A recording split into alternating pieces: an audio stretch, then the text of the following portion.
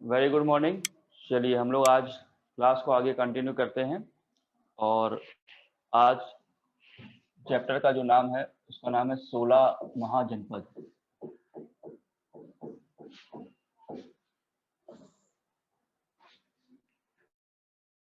इसके साथ हम लोग देखेंगे धर्म और दर्शन। धर्म और दर्शन,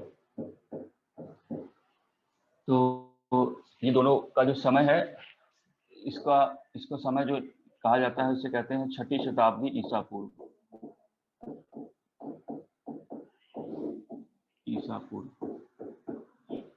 यानी कि ये उत्तर वैदिक काल के बाद जो 600 ईसा पूर्व आता है तो उसी की बात हो रही है। 600 ईसा पूर्व के बाद 600 से 500 ईसा पूर्व के आसपास।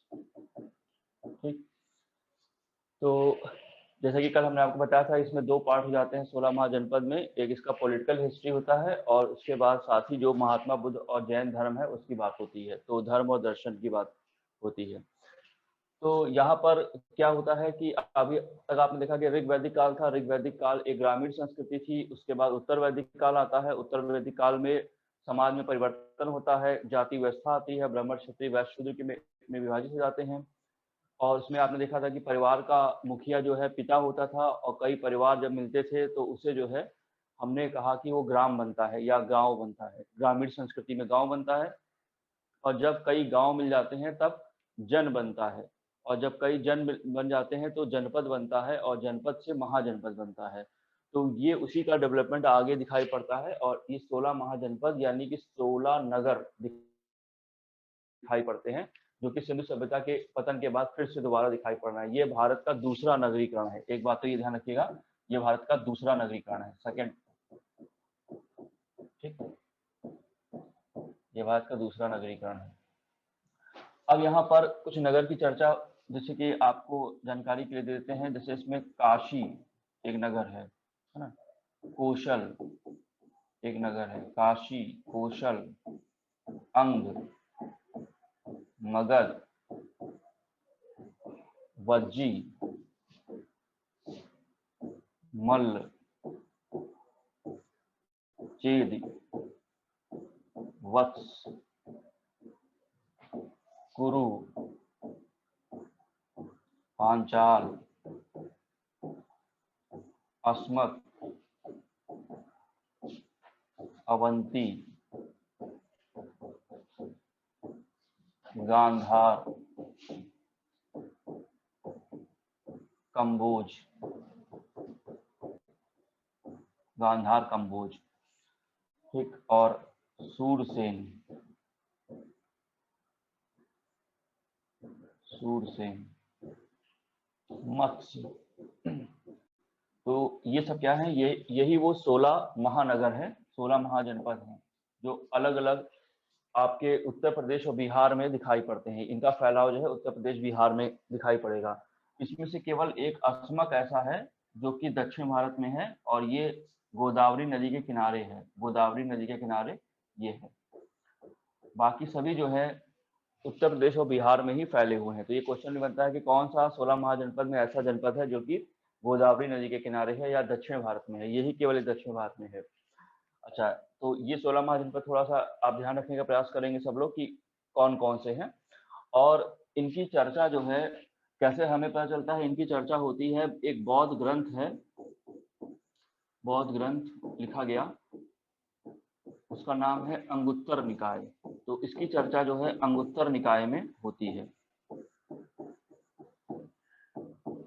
और ऐसे ही जैन ग्रंथ है एक, जैन ग्रंथ, तो उसका नाम है कल्पसूत्र। तो कल्पसूत्र में इसकी चर्चा होती है। 16 महाजनपद की चर्चा की गई। कल्पसूत्र और अंगुत्तर निकाय में ये सब सारे 16 महाजनपद लिखे हुए हैं। तो क्वेश्चन बनता है कि किस ग्रंथ में 16 महाजनपद की चर्चा होती है, वो ग्रंथ कौन सा है? तो आप बताएंगे अंगुत्तर निकाय। जब बौद्ध का पूछेगा, जब जैन का पूछेगा तो आप बताएंगे कल्पसूत्र है।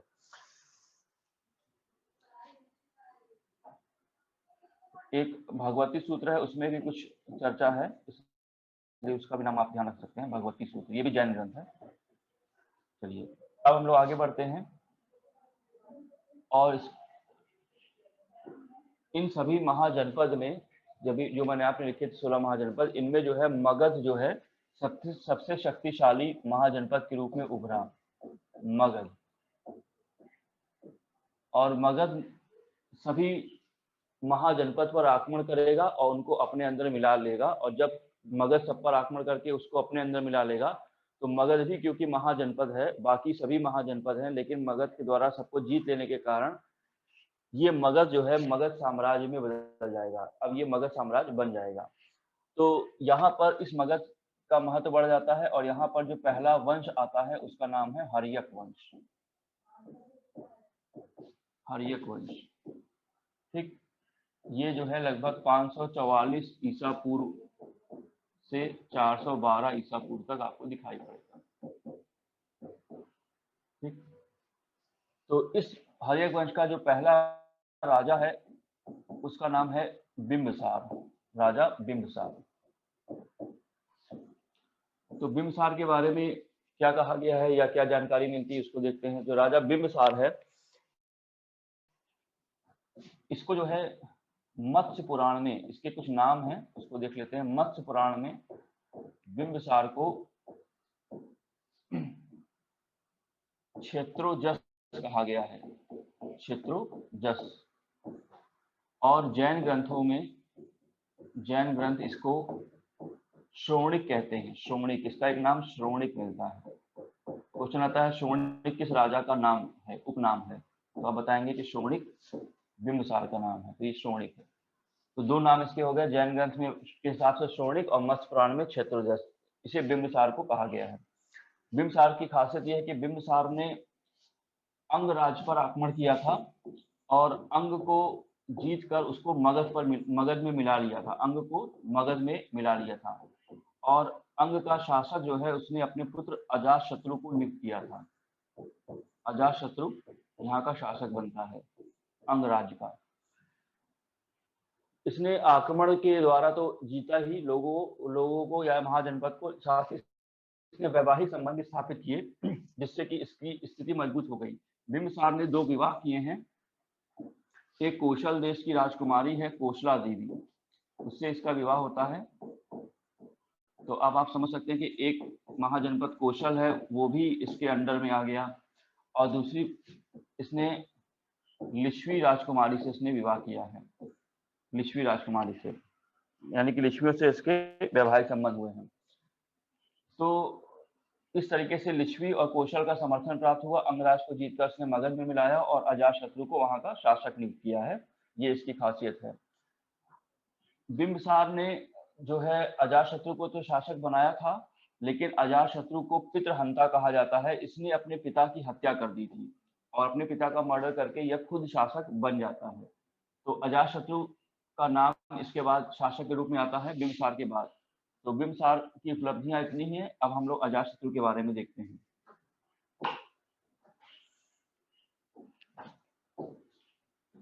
ये जो अजातशत्रु है, इसकी खासियत क्या है? पहली बात तो ये कि ये पितृहंता है, इसने अपने पिता की हत्या करके मगध की गद्दी को प्राप्त किया था। और अजातशत्रु जो है वो महत्वाकांक्षी राजा है, इसलिए इसने जो है काशी पर आक्रमण किया था, काशी को जीता था। और इसने वज्जी संघ को, यानी कि जो उस समय एक जनपद के रूप में वज्जी दिखाई पड़ता है, उसको जो है मगध साम्राज्य में मिलाने का इसको श्रेय दिया जाता है। अजातशत्रु का एक नाम पुराणों में कुणिक भी है, कुणिक, इसको कुणिक भी कहा जाता है, कुणिक। अजातशत्रु का नाम इसलिए भी महत्वपूर्ण है क्योंकि अजातशत्रु के समय जो है महात्मा बुद्ध की मृत्यु हो जाती है, महात्मा बुद्ध को निर्वाण प्राप्त होता है। जो महापुरुष होते हैं उनकी मृत्यु को निर्वाण कहते हैं। महात्मा बुद्ध को निर्वाण इसके शासन काल में ही प्राप्त हुआ था। और इसके बाद इसने जो है अपने राजगृह, जो इसकी राजधानी थी पाटलिपुत्र में, राजगृह में इसने अपनी प्रथम बौद्ध संगति का आयोजन किया था, प्रथम बौद्ध संगति का आयोजन किया था।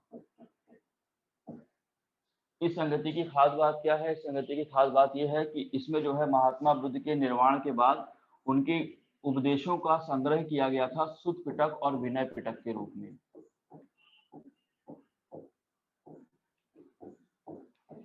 शुद्ध पिटक और विनय पिटक के रूप में संग्रहित किया गया। तो ये दो खास ग्रंथ लिखे गए हैं बौद्ध संगति में, जो कि अजातशत्रु के शासनकाल में दिखाई पड़ते हैं। तो ये इसकी उपलब्धि है। अजातशत्रु के बाद इसका पुत्र होता है उदाईन।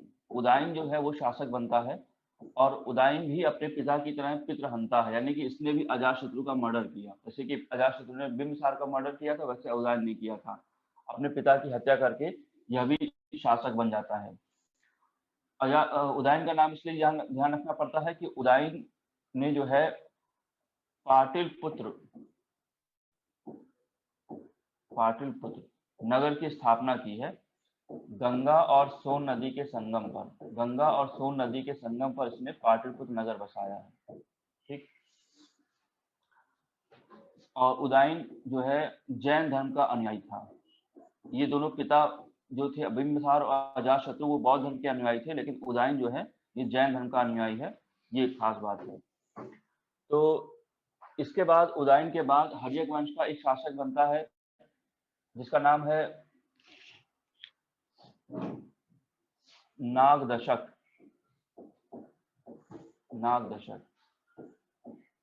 तो उसकी हत्या जो है उसका अमात्य कर देता है, जिसका नाम है शिशुनाग।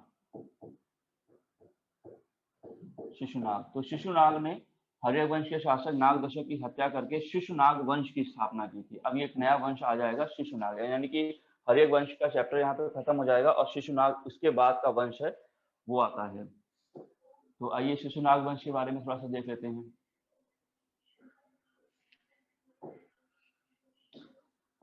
ये है शिशुनाग, जिसने शिशुनाग वंश की स्थापना की है। हर्यक वंश के बाद दूसरा वंश है शिशुनाग वंश। तो इसका संस्थापक शिशुनाग खुद है, उसी के नाम पर ये वंश का नाम है। तो शिशुनाग ने किया क्या है, इसकी खासियत क्या है कि शिशुनाग ने जो है अवंती राज्य को जीता था। और इसने जो है पाटलिपुत्र तो उसकी राजधानी राजगीर वगैरह तो थी, इसने जो है वैशाली को अपनी दूसरी राजधानी बनाया था। वैशाली एक जगह है, वो दूसरी राजधानी बनाता है ये।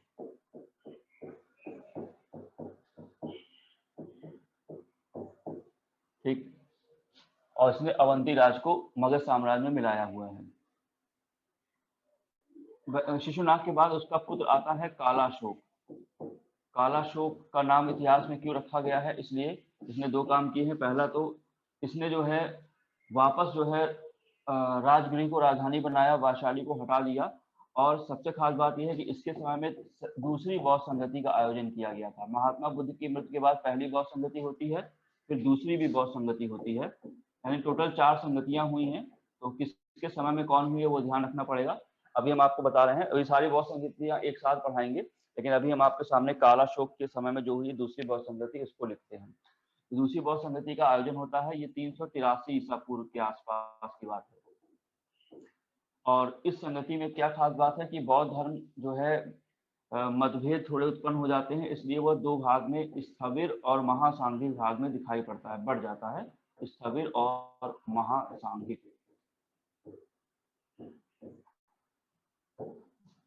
तो ये कालाशोक के समय की खास बात है।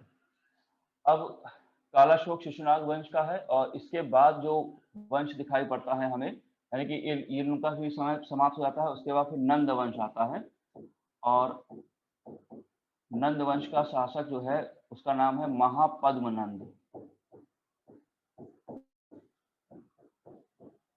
ये सब मौर्य वंश के आने के पहले वाले वंश हैं। तो इसका संस्थापक है महापद्मनंद।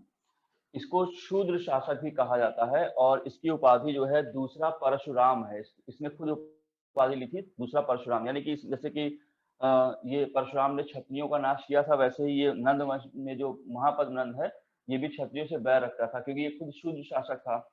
इसका नाम इसलिए भी रखा जाता है क्योंकि इसके 8 पुत्र थे, और उन्हीं 8 पुत्रों में एक पुत्र का नाम था घनानंद, और घनानंद ही सिकंदर का समकालीन है।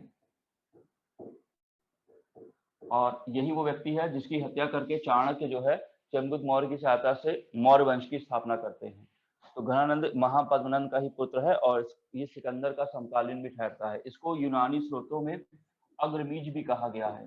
क्वेश्चन आता है अग्रमीज किस शासक का नाम है। जो भी मैंने उपनाम बताए हैं उनसे क्वेश्चन आता है। कुणिक किसका नाम है, श्रोणिक किसका नाम है, क्षेत्रोजस किसका नाम है। तो जो भी यूनानी स्रोतों में या किसी विदेशी व्यक्ति के द्वारा जो राजा हमारा बुलाया जा रहा है उसका नाम भी थोड़ा सा ध्यान रखना पड़ेगा। तो इसको यूनानी स्रोतों में अग्रमीज कहा गया है और ये घनानंद है जो कि सिकंदर का समकालीन है और इसकी हत्या हो जाती है और चंद्रगुप्त मौर्य जो है यहाँ पर नंद वंश को समाप्त करते हैं और मौर्य वंश की स्थापना करते हैं। तो आप ये बात जरा देख सकते हैं गौर से कि पहला वंश हर्यक वंश आता है। क्रम अगर लगाने के लिए आएंगे तो हर्यक वंश है, उसके बाद आपका शिशुनाग वंश है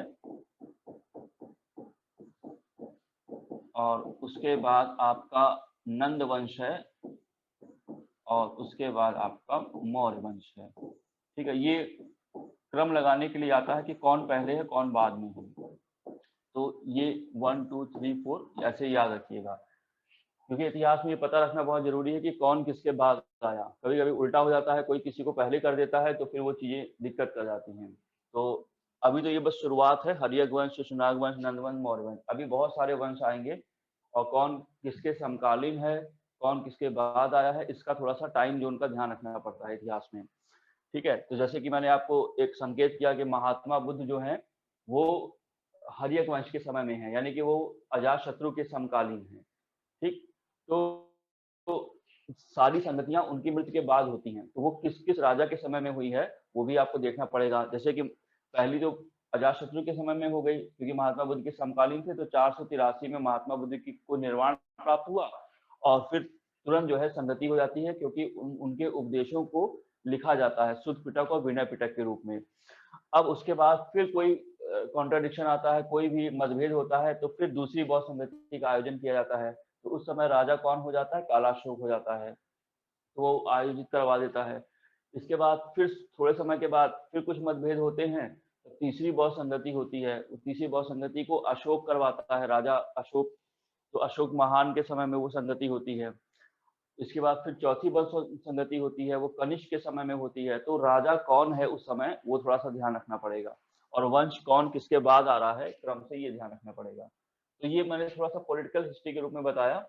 अभी मैंने आपको यहाँ तक बताया है कि नंद वंश समाप्त हो जाता है और मौर्य वंश आने वाला है। तो मौर्य वंश के आने और सिकंदर के आक्रमण की ये दोनों कहानियां हम आपको साथ में बताएंगे, जिससे आप समझ पाएंगे कि सिकंदर का क्या योगदान रहा और मौर्य वंश कैसे बना। ठीक है, या भारत पर विदेशी आक्रमण पहला जो शुरू होता है तो सिकंदर से जस्ट पहले क्या हो रहा है, और सिकंदर जब आता है और सिकंदर जब चला जाता है तो उसके बाद क्या भारत पर क्या पॉलिटिकल रूप से चेंजमेंट आते हैं। लेकिन हम लोग आगे बढ़ें उसके पहले इसी चैप्टर का जो दूसरा हिस्सा है वो धर्म और दर्शन, उसको भी यहाँ पे डिस्कस कर लेते हैं। उसके बाद हम लोग जब मौर्य वंश पढ़ेंगे तब सिकंदर के साथ उस चीज को पढ़ लेंगे। अभी मैंने आपको ये 4 वंश दिखाए हैं, हर्यक, शिशुनाग, नंद और ये मौर्य वंश अभी बाकी है। तो आइए धर्म और दर्शन की ओर चलते हैं, क्योंकि महात्मा बुद्ध यहाँ पर आ चुके हैं तो उनके स्वागत के लिए हम लोगों को चलना पड़ेगा। तो धर्म और दर्शन जो है इस चैप्टर का नाम है। अगर इस चैप्टर का नाम केवल धर्म होता तो कोई दिक्कत नहीं थी, आपको केवल एक जानकारी के रूप में महात्मा बुद्ध को समझना होता।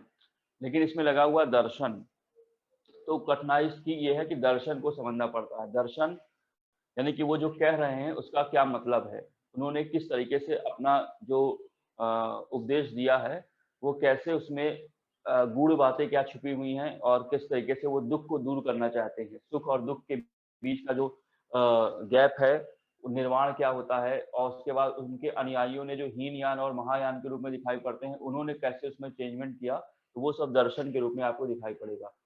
और ऐसे ही इनके साथ एक और आते हैं जैन धर्म, जिनके संस्थापक महावीर माने जाते हैं। तो जैन धर्म को भी आपको पढ़ना पड़ेगा और फिर क्वेश्चन की डिमांड ये होती है कि बौद्ध और जैन को आप थोड़ा सा कंपेयर करके पढ़ें कि वो क्या कहते हैं और वो क्या नहीं कहते हैं, उन्होंने किस बात को माना है, किस बात को उन्होंने नहीं माना है, तो उससे आपको याद करने में सुविधा होगी। तो चलिए पहले हम लोग बौद्ध धर्म पढ़ते हैं।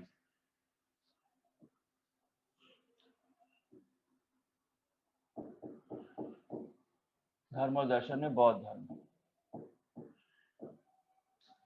तो इसमें जो है जो सारी कहानी है वो महात्मा बुद्ध के चारों तरफ जो है घूमती है ना। तो चलिए इनके बारे में हम लोग कुछ बातें जानते हैं और समझने का प्रयास करते हैं कि महात्मा बुद्ध अलग कैसे हैं, है ना। तो आपको यहाँ पर एक जानकारी देते चलें कि 6ठी शताब्दी ईसा पूर्व का जो ये समय है, इस समय भारत में धर्मों की बाढ़ आ गई, यानी कि बहुत सारे धर्म यहाँ पर दिखाई पड़ते हैं। हम तो इसको केवल पॉइंट आउट कर रहे हैं कि बौद्ध धर्म और जैन धर्म, लेकिन इसके अलावा भी बहुत सारे धर्म चल रहे थे, या कह सकते हैं कि दर्शन चल रहे थे। धर्म और दर्शन दोनों है, तो दर्शन भी चल रहे थे। तो कुछ के नाम हम आपके सामने लिख देते हैं जिससे आपको एक आइडिया लग जाएगा। जैसे कि एक है आजीवक संप्रदाय। आजीवक संप्रदाय ये महात्मा बुद्ध का समकालीन है, आजीवक संप्रदाय। तो इसका संस्थापक का नाम है मक्खली गोशाल। मक्खली गोशाल।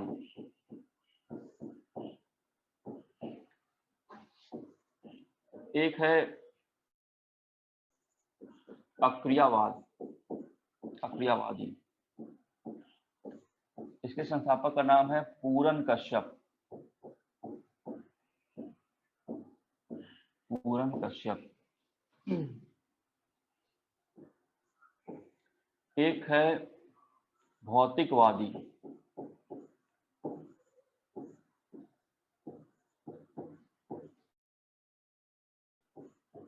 इनके संस्थापक का नाम है अजित केश कंबलिन। अजित केश कंबलिन।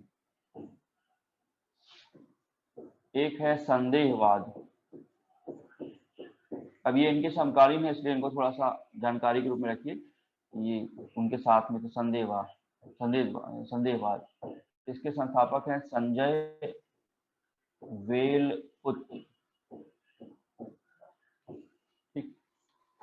तो ये कुछ और उनके साथ में चलने वाले संप्रदाय हैं, जैसे कि आजीवक संप्रदाय है मक्खल गोशाल का।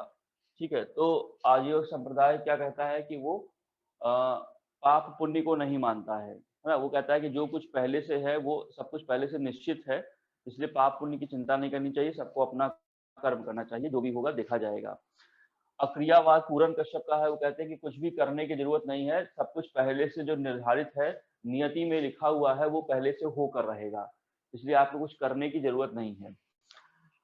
और भौतिकवादी ये कहते हैं कि जो कुछ भी आपकी इच्छा हो वो काम करो, जैसी इच्छा हो, जो चाहते हो वो वैसा करो, किसी के दबाव में मत रहो, जो मर्जी हो वो करो, कुछ दिक्कत की बात नहीं है। और ज्यादा से ज्यादा इच्छाएं किया करो, इच्छाओं को खत्म नहीं करना चाहिए। जो भी आपको चाहिए आप उसके लिए प्रयास करते रहिए, है ना। सब कुछ डिमांडिंग होने की जरूरत है भौतिकवादी में।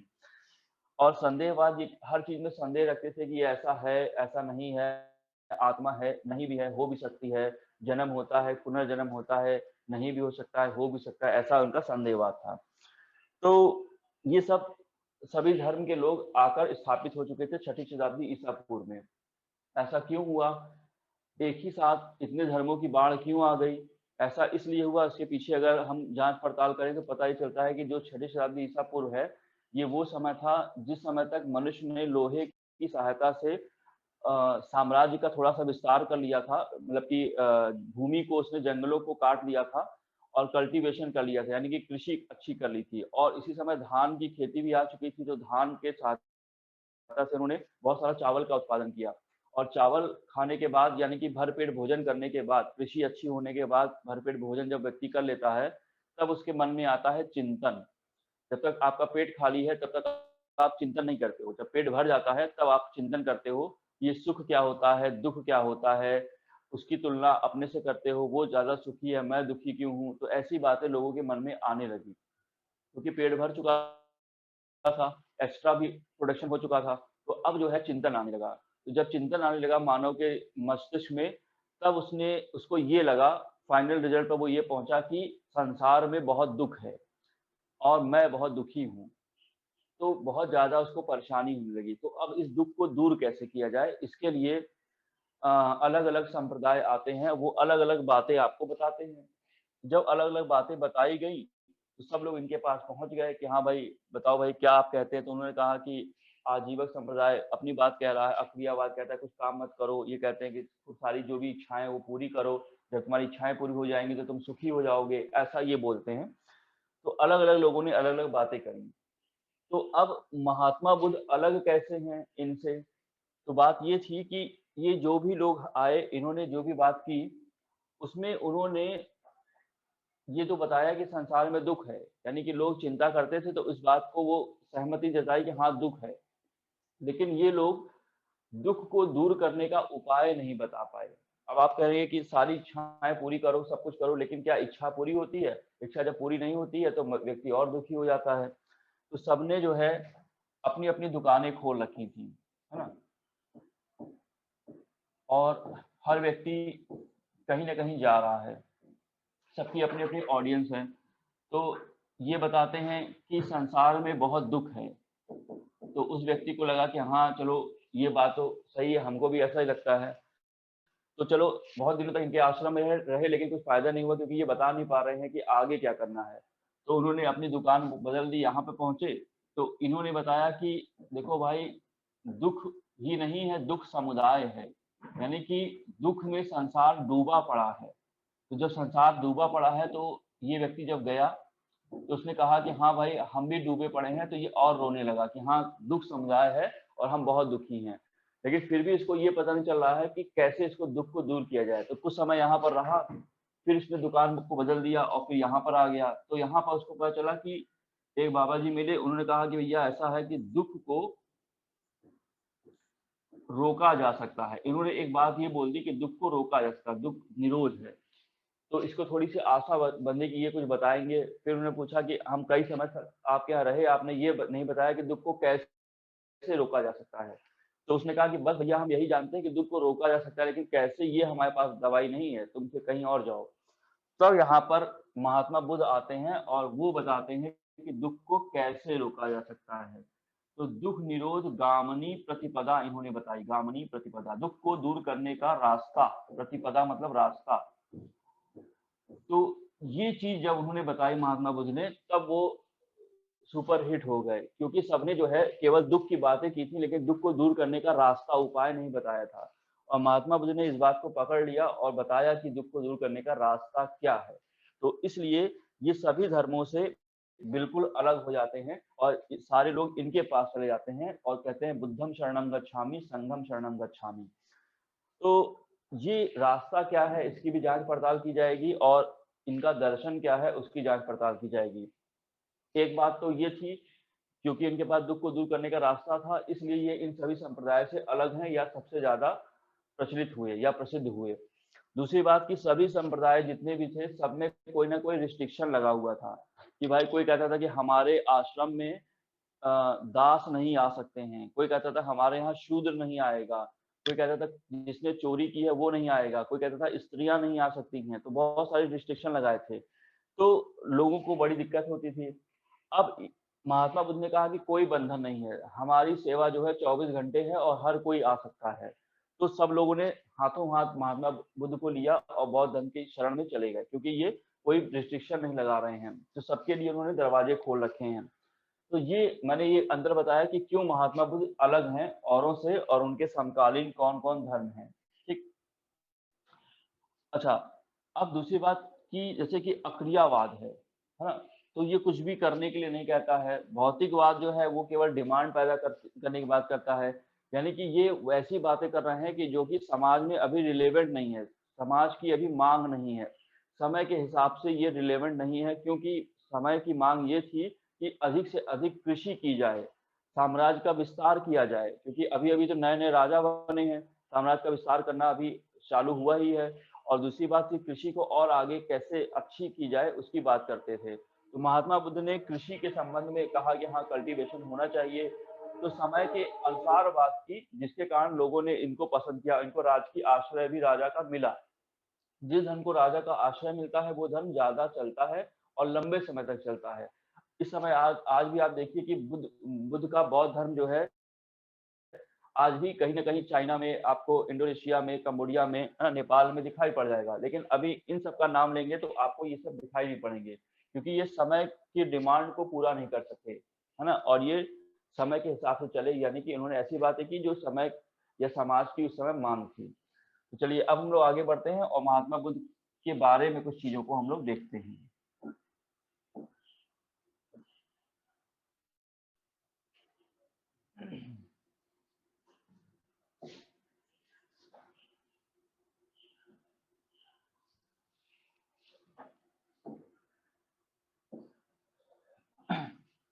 अब देखिए, ऐसा कहा जाता है कि महात्मा बुद्ध का जन्म जो है वो 563 ईसा पूर्व में कपिल वस्तु के लुम्बिनी ग्राम में हुआ था। कपिल वस्तु के लुम्बिनी ग्राम में।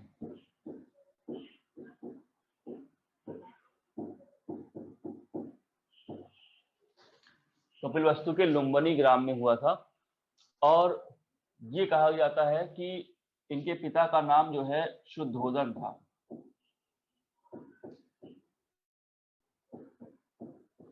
उनके पिता का नाम शुद्धोदन था और माता का नाम महामाया था। माता का नाम महामाया, पिता का नाम शुद्धोदन और माता का नाम महामाया था। और इनके पिता जो है शाक्य कुल के प्रधान थे। शाक्य, इनका जो शाक्य कुल उनका है। और महामाया जो है कोली ग्राम की प्रधान थी। कोली ग्राम, मैंने कहा ना कि जनपद से बनने पहले ग्राम या गणराज्य आ चुके थे, तो वो उन्हीं का एक है शाक्य और कोली ग्राम। तो महामाया की जल्दी ही मृत्यु हो जाती है, इसलिए इनका पालन पोषण जो है प्रजापति गौतमी करती हैं। प्रजापति गौतमी इनकी मौसी हैं और वो जो है बुद्ध का पालन पोषण बचपन में करती हैं। बुद्ध के बचपन का नाम क्या है? सिद्धार्थ है। अभी सिद्धार्थ बुद्ध नहीं बने हैं, अभी वो सिद्धार्थ एक राजकुमार हैं। प्रजापति गौतमी उनका पालन पोषण करने वाली हैं। अब समय का पहिया आगे घूमता है और एक दिन जो है शुद्धोदन के दरबार में, यानी उनके पिता शुद्धोदन के दरबार में एक सन्यासी आता है, एक ज्योतिष भी है जो कि ज्योतिष का जानकार है। वो ये बताता है कि सिद्धार्थ को देखकर कहता है कि यह एक बहुत बड़ा चक्रवर्ती सम्राट बनेगा और या फिर वो सन्यासी बन जाएगा, तो बहुत बड़ा महात्मा बनेगा। तो उनके पिता शुद्धोदन को चिंता होती है कि कहीं मेरा लड़का जो है सन्यासी न बन जाए, इसलिए वो उसकी सुविधाओं का ध्यान रखते हैं और उसको कभी भी दुख होने नहीं देते हैं कि वो दुखी हो जाए और घर छोड़कर चला जाए। और इसके लिए वो जल्दी से जल्दी इनका विवाह भी करा देते हैं, और जिससे कि ये मोह माया में पड़ जाएं। तो ये 16 वर्ष की आयु में इनका विवाह हो जाता है और यशोधरा नामक कन्या से इनका विवाह हो जाता है। और यहाँ पर इसके अन्य नाम भी मिलते हैं, बिंबा, गोपा और भद्रकच्छना। ये इनके नाम और भी हैं इनके। अब सिद्धार्थ जो है अपने वैवाहिक जीवन में रहते हैं और उनका घर बिल्कुल बहुत बढ़िया से बना हुआ राजमहल में रहते हैं, एक राजकुमार की तरह जीवन व्यतीत कर रहे हैं। इनको पता भी नहीं होता कि दुख क्या होता है। अब होता यह है कि इनके जीवन पर कुछ घटनाओं ने प्रभाव डाला। हुआ ये कि एक बार ये अपने घर पे बालकनी में खड़े होंगे तो उनको जो है एक वैसा व्यक्ति दिखाई पड़ा जो कि बहुत बूढ़ा था, वो चला जा रहा था। तो उन्होंने उसको देखा और अपने मंत्री से पूछा कि भाई ये कौन है, क्योंकि उन्होंने कभी बूढ़े व्यक्ति को नहीं देखा था। तो उनके मंत्री ने कहा कि ये एक बूढ़ा व्यक्ति है और ये एक एज है, सबकी एज हो जाती है, सब लोग ऐसे बाद में हो जाते हैं एक समय के बाद। तो उनको बड़ा आश्चर्य हुआ। उन्होंने कहा कि क्या मैं भी ऐसा हो जाऊंगा? उन्होंने कहा कि हाँ, आपको भी ऐसे ही आना पड़ेगा ऐसी एज में।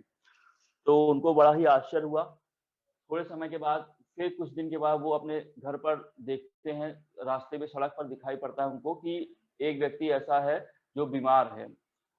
तो उनको भी इस पर भी बड़ा आश्चर्य होता है कि, तो अपने मंत्री से पूछते हैं कि भाई ये कैसे? तो वो भी बताता है कि आपको भी बीमारी का सामना करना पड़ सकता है। और एक दिन फिर वो देखते हैं, अगला दृश्य देखते हैं कि कोई व्यक्ति मर गया है, उसको लोग लेकर जा रहे हैं।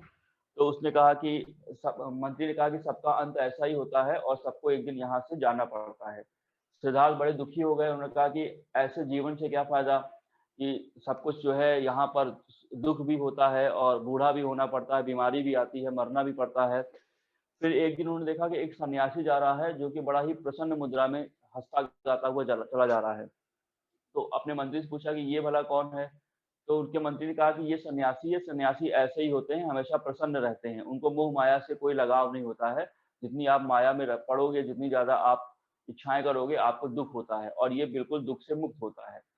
तब बुद्ध को ये समझ में आया, जो सिद्धार्थ थे उस समय, सिद्धार्थ को समझ में ये आया कि ये सन्यासी का जीवन ही सबसे अच्छा होता है और ये यही खुश रहने का सबसे अच्छा जीवन है।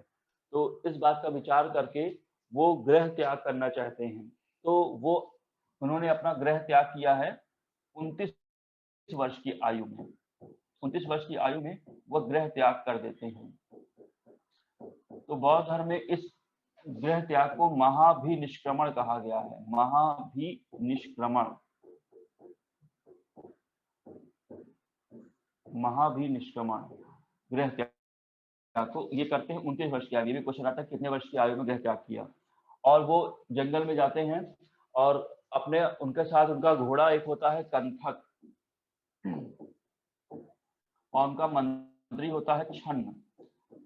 तो छन्न और कंथक को रास्ते से फिर वो विदा कर देते हैं, मतलब जंगल में रथ से जाते हैं और रास्ते में फिर वो कहते हैं अब आप लोग यहाँ से वापस चले जाइए। तो घोड़ा का है कंथक नाम है और मंत्री का नाम छन्न है, और दोनों को विदा कर देते हैं और अब ये तपस्या की ओर आगे बढ़ते हैं।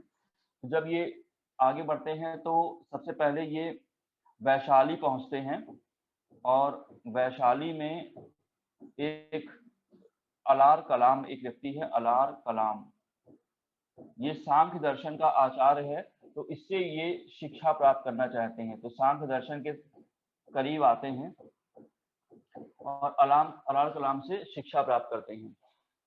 लेकिन इनको सेटिस्फैक्शन नहीं होता है, तो ये थोड़ा सा चेंज करना चाहते हैं। फिर वो अपना स्कूल चेंज करते हैं और यहाँ पर गया में आते हैं। गया में इनको एक व्यक्ति मिलता है जिसका नाम है रामपुत्र। उससे वो योग की शिक्षा लेते हैं, फिर ये योग सीख लेते हैं। फिर वो वहां भी उनको सेटिस्फैक्शन नहीं मिलता है, फिर वो आगे बढ़ते हैं तो इनको 5 ब्राह्मण मिलते हैं जो कि वो भी तपस्या करने आए होते हैं। तो फिर वो उनको ज्वाइन कर लेते हैं और सब लोग साथ में तपस्या करेंगे, ऐसा हो जाता है। तो 5 ब्राह्मणों के साथ वो अपना तपस्या करने लगते हैं। एक दिन ऐसा होता है कि जहाँ पे ये लोग तपस्या कर रहे होते हैं वहां पर एक स्त्री होती है जो कि नदी के किनारे झोपड़ी बनाकर रह रही होती है। तो वो एक दिन खीर बनाती है और खीर बनाने के बाद ये जब तपस्या कर रहे होते हैं तो इन लोगों से पूछती है कि क्या आप लोग खाना पसंद करेंगे, डू यू लाइक इट? तो सबने मना कर दिया कि नहीं नहीं, हम लोग तो तपस्या करने आए थे। लेकिन महात्मा बुद्ध जो है वो खीर खा लेते हैं। तो बाकी 5 ब्राह्मण नाराज हो जाते हैं कि तुम यहाँ पर पिकनिक मनाने आए हो, खाना पीने आए हो कि यहाँ पर तपस्या करने आए हो, तो इसलिए तुम्हारा जो है मोटो अच्छा नहीं लग रहा है, इसलिए तुमको हम छोड़ दे रहे हैं। और वो अलग चले जाते हैं। अब ये जो सिद्धार्थ हैं वो खीर खा लेते हैं और उसके बाद फिर ये अकेले ही तपस्या करने लगते हैं। जब ये अकेले तपस्या कर रहे होते हैं तो एक दिन क्या होता है कि पीपल के वृक्ष के नीचे, एक वृक्ष है पीपल का वृक्ष, हर महात्मा से एक वृक्ष जुड़ा हुआ है। तो पीपल के वृक्ष के नीचे और निरंजना नदी के तट पर, एक नदी भी है निरंजना, तो पीपल के वृक्ष के नीचे और निरंजना नदी के तट पर इन्हें ज्ञान प्राप्त हो जाता है, इन्हें ज्ञान प्राप्त होता है। और इन्हें ज्ञान 35 वर्ष की आयु में प्राप्त होता है, ये ध्यान रखिएगा। यानी कि 29 प्लस 6 वर्ष की कठोर तपस्या के बाद इन्हें 35 वर्ष की आयु में ज्ञान प्राप्त होता है। तो जब ये इनको ज्ञान प्राप्त हो जाता है तभी से ये बुद्ध कहलाते हैं, बुद्ध। और इनका नाम हो जाता है, एक और नाम है तथागत। तथागत मतलब होता है जिसने ज्ञान प्राप्त कर लिया हो, है ना, या इनको इनलाइटेंड कहते हैं, इनलाइटेंड, इनलाइटेंड। तो ये जो है सब इनको 35 वर्ष की आयु में पीपल के वृक्ष के नीचे और निरंजना नदी के तट पर इन्हें ये ज्ञान प्राप्त हो जाता है। ठीक, तो अब इनकी जो आगे की यात्रा है उसको अब आपको देखना है। अभी तो इन्होंने ज्ञान प्राप्त हो गया, अब इसके बाद ये क्या करते हैं उसकी ओर चलते हैं हम लोग। तो आइए आगे बढ़ते हैं। ये पूरी साइकिल आप ध्यान रखिएगा कि कैसे क्या हुआ।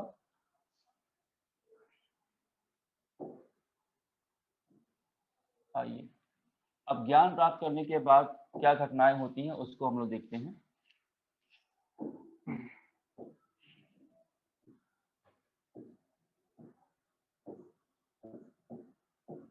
हम लोग को महात्मा बुद्ध के आसपास ही रहना है, उन्हीं के साथ चलना है।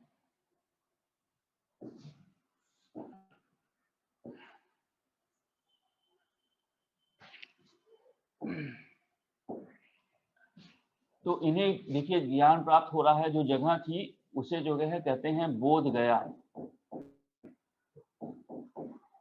बोध गया जगह है जहाँ पे उन्हें ज्ञान प्राप्त हुआ है। इसको जो है एक नाम इसका उरुवेला भी है, उरुवेला। बोध गया या उरुवेला में इन्हें ज्ञान प्राप्त हुआ। और ज्ञान प्राप्त करने के बाद ये जो है आते हैं, आगे बढ़ते हैं, और सबसे पहले तपस और कलिक, नाम है इनका तपस और कलिक, दो शूद्रों को, ये शूद्र हैं, इनको जो है वो दीक्षा देते हैं। ज्ञान प्राप्त करने के बाद जो सबसे पहली बार तपस और कलिक को, दो शूद्रों को उन्होंने दीक्षा दी है। और इसके बाद ये बोध गया से आगे बढ़ते हैं और सारनाथ पहुंचते हैं, सारनाथ। और सारनाथ में ये अपना पहला उपदेश देते हैं, पहला उपदेश इन्होंने सारनाथ में दिया है, पहला उपदेश देते हैं। और ये उपदेश उन्हीं 5 ब्राह्मण को देते हैं जो उनके साथ तपस्या करना शुरू करते हैं और उनको छोड़कर चले जाते हैं। तो ये 5 ब्राह्मणों को ये पहला उपदेश देते हैं। इस पहले उपदेश को बौद्ध धर्म में धर्म चक्र प्रवर्तन कहा गया है। सॉरी, धर्म चक्र प्रवर्तन पहला उपदेश है, दिया गया है। तो बोध गया से आए या उरुवेला से आए वो सारनाथ, और सारनाथ से ये फिर वापस बोध गया जाते हैं या उरुवेला जाते हैं, उनकी यात्रा है। और इसके बाद फिर ये आगे बढ़ते हैं और ये वैशाली पे आते हैं, वैशाली।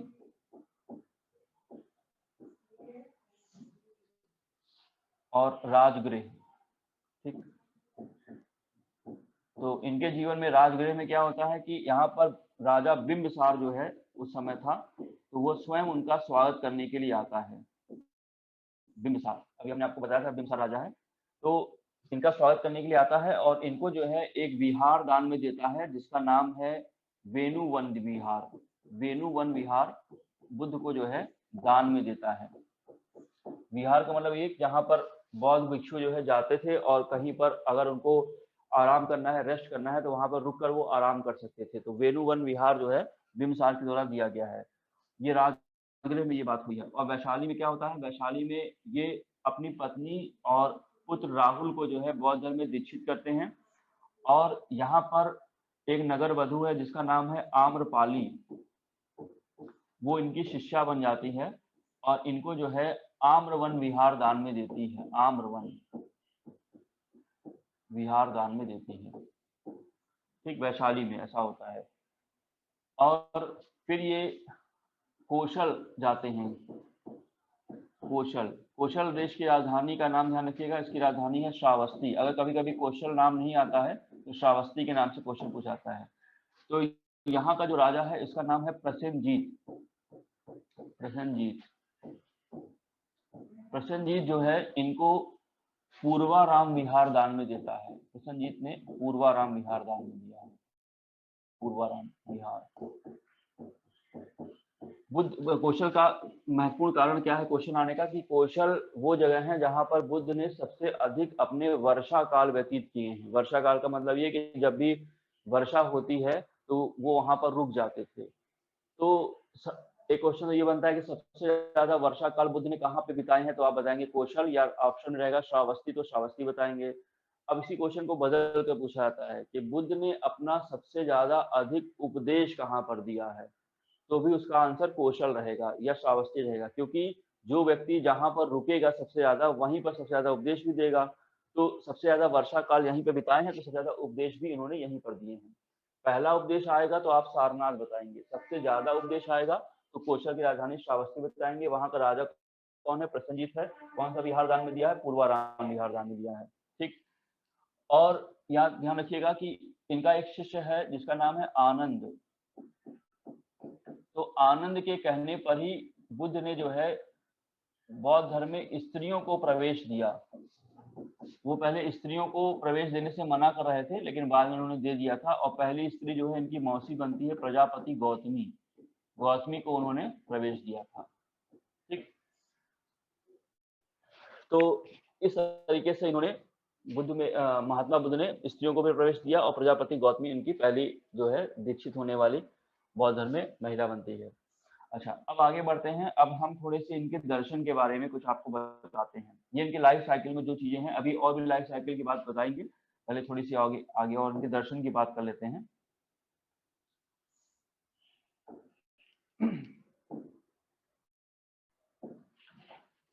देखिए, इनका जो दर्शन है, महात्मा बुद्ध का दर्शन, इन्होंने 4 आर्य सत्य बताए हैं। 4 आर्य सत्य वो क्या है वो देखते हैं। पहला है दुख।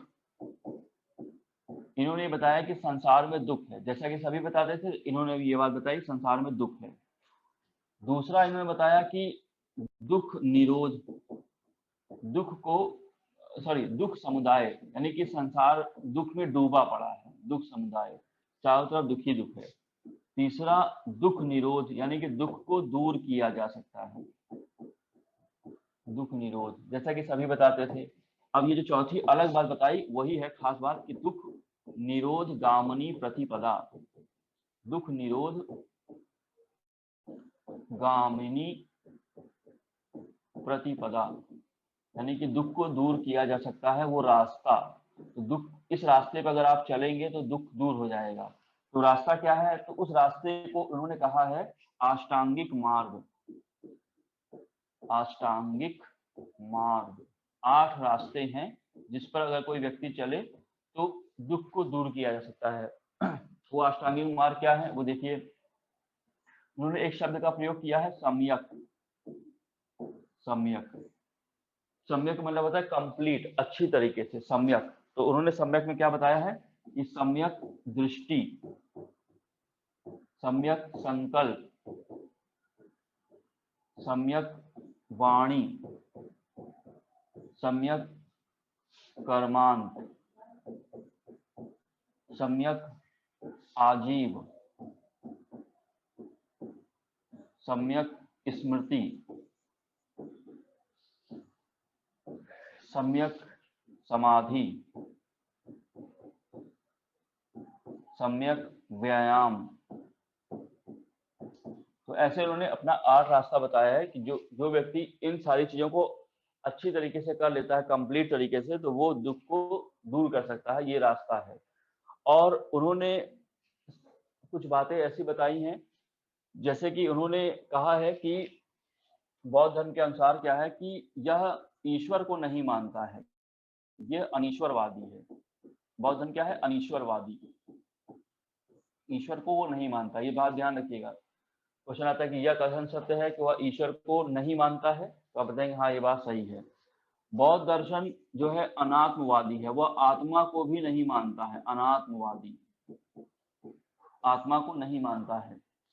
लेकिन कमाल की बात यह है कि वह पुनर्जन्म को मानता है, पुनर्जन्म को मानता है।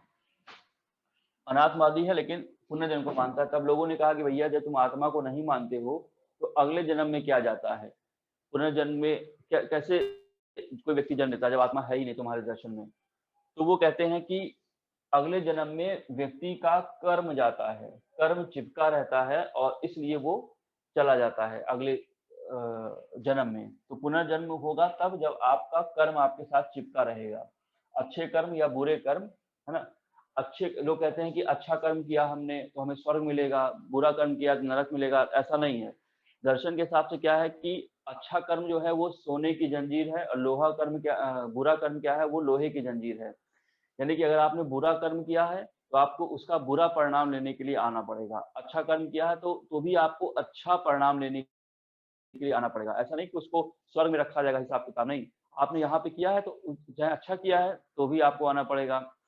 तो इसीलिए कहा गया ना अपने यहाँ गीता में, जैसे कि कर्म करो लेकिन फल की चिंता मत करो। तो इसीलिए कहा गया है कि अगर आपने फल की इच्छा की, फल की चिंता की, तो इसका मतलब कि आप कर्म का परिणाम लेना चाहते हो, फल लेना चाहते हो, तो फिर आपको आना ही आना पड़ेगा। लेकिन अगर आपने इच्छा नहीं की, जो होगा देखा जाएगा, तो फिर आपसे वो कर्म नहीं चिपकेगा और आपको इसका परिणाम लेने के लिए दोबारा जन्म नहीं लेना पड़ेगा। वरना आपने इच्छा की तो बार-बार आपको आना पड़ेगा, आवागमन के चक्र में आना पड़ेगा। इसीलिए बौद्ध दर्शन में निर्वाण शब्द का प्रयोग किया गया है। ये क्वेश्चन आता है निर्वाण का क्या अर्थ होता है? तो निर्वाण का जो शाब्दिक अर्थ होता है वो है दीपक का बुझ जाना। ये दर्शन की बातें हैं, दीपक का बुझ जाना मतलब ये क्या मतलब कि एक दीपक है और ये जो है बुझ जाएगा, है ना, ये समाप्त हो जाएगा। तो आपको अब आवागमन के चक्र से मुक्ति मिल जाएगी, यानी कि आपका दीपक बुझ गया, अब आपको वापस दिया नहीं जलाना है, फिर से वापस नहीं आना है और फिर आप निर्वाण की ओर चले जाएंगे। और दीपक के बुझाने का मतलब ये कि आपको बार बार जन्म नहीं लेना पड़ेगा। तो जो जिस व्यक्ति का बार बार जन्म नहीं होता है तो उसको सुख दुख का सामना बार बार नहीं करना पड़ता। तो ये इस स्टेज पर पहुंचने के लिए महात्मा बुद्ध की तरह आपको लाइफ साइकिल से गुजरना पड़ेगा। तो ये बात बताते हैं। दूसरी बात, सृष्टि के संदर्भ में ये बोलते हैं कि यह क्षण भंगुर है। देखिए इससे क्वेश्चन कैसे आता है, देखिए क्षण भंगुर है, या दूसरे शब्दों में एक शब्द का और प्रयोग करते हैं, सृष्टि जो है, ये दुनिया जो है क्षणिकवादी है। यानी कि बौद्ध धर्म क्षणिकवादी है क्योंकि वो सृष्टि को क्षण भंगुर मानता है, यानी कि ये दुनिया जो है कुछ समय के लिए है, एक दिन दुनिया नष्ट हो जाएगी ऐसा मानता है। तो यहीं पर एक तुलना की जाती है जैन धर्म से। तो जैन धर्म में क्या है कि मतलब थोड़ी सी बात अभी जान लीजिए, फिर आप कंपेयर करिएगा आगे भी, कि जैन धर्म जो है वह सृष्टि को क्षण भंगुर नहीं मानता है। ठीक है, वह मानता है कि दुनिया जो है, सृष्टि जो है वो चलती चली आई है और आगे भी चलती चली जाएगी, यानी कि वह नष्ट नहीं होगी, जबकि बौद्ध धर्म इसको नष्ट होने वाला मानता है। तो इस संदर्भ में ये भी एक क्वेश्चन बना के कह दिया जाता है कि बौद्ध दर्शन जो है वह निराशावादी है, जबकि जैन धर्म जो है वो आशावादी है। आशावादी इसलिए क्योंकि वह सृष्टि को नष्ट होने वाला नहीं मानता है, जबकि वो निराशावादी इसलिए क्योंकि वो ये निराशा है, वो कह रहा है कि सृष्टि एक दिन नष्ट हो जाएगी। ठीक, तो ये एक खास बात ये भी है। तो ये तो पहली बात है, ये बातें बिल्कुल अच्छे से याद कर लीजिएगा, इनसे क्वेश्चन आता है। अनीश्वरवादी ईश्वर को नहीं मानता है, अनात्मवादी आत्मा को नहीं मानता है, पुनर्जन्म को मानता है, क्षणभंगुर है, क्षणिकवादी है। अब यहाँ पर एक चीज और देखते हैं दर्शन में।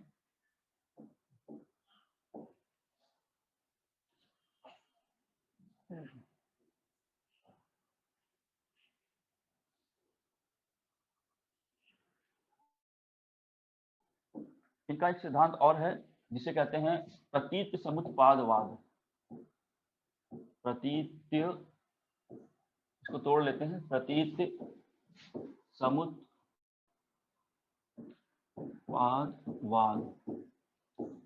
ये बौद्ध धर्म का सिद्धांत है और यह बौद्ध धर्म की सारी शिक्षाओं का निचोड़ है। मतलब कि सारी शिक्षाओं को, जितनी भी अन्य बातें हैं, इसको निचोड़ दीजिए तो जो गाढ़ा गाढ़ा निकलेगा वही सार जो है वो प्रतीत समुत्पादवाद है। इसमें 12 सिद्धांत या 12 सिद्धांत बताए गए हैं। ये 12 सिद्धांत वगैरह आपको रटना नहीं है या समझ, उसमें कोई दिक्कत की बात नहीं है, क्योंकि आपको बौद्ध धर्म तो ग्रहण नहीं करना है, आपको केवल जानना है कि ये है क्या। तो प्रतीत समुत्पादवाद में 12 सिद्धांत बताए गए हैं और सरल शब्दों में इसलिए ये कहा गया है कि हर घटना का एक कारण होता है और कारण का परिणाम होता है। ये बोला गया है, हर घटना का एक कारण होता है और कारण का परिणाम होता है। तो कोई भी घटना होती है उसका परिणाम जरूर होगा और वो किसी न किसी कारण से होती है। यही कहलाता है प्रतीत समुत्पादवाद, यानी कि एक के होने से दूसरे की उत्पत्ति। इसको ऐसे भी कह सकते हैं, एक के होने से दूसरे की उत्पत्ति। तो वही मतलब अगर आप कर्म करोगे तो आपको आना पड़ेगा दुनिया में। ठीक, तो कर्म हो कारण बनता है और परिणाम क्या है, आपको इस जीवन में आना पड़ेगा। तो ये प्रतीत समुत्पादवाद है। तो इस तरीके से इन्होंने अपने दर्शन दिए हैं। और जब आगे ये बढ़ते हैं, मतलब कि अपने इन्हीं सब सिद्धांतों को बताते हुए, तो बुद्ध अपने जीवन के अंतिम समय में जो है वो कुशीनारा पहुंचते हैं। कुशीनारा, और कुशीनारा में क्या होता है कि हिरण्यवती नदी के तट पर, हिरण्यवती नदी के तट पर इनकी जो है मृत्यु हो जाती है। हेमवती नदी के तट पर इनकी मृत्यु हो जाती है। और ये अपना अंतिम उद्देश्य जो है सुभक्ष नामक भिक्षु को देते हैं और इनकी यहाँ पर कुशीनारा में इनकी मृत्यु होती है या फिर इन्हें निर्वाण प्राप्त हो जाता है, ऐसा कहते हैं। इसको, इस घटना को कहते हैं महापरिनिर्वाण।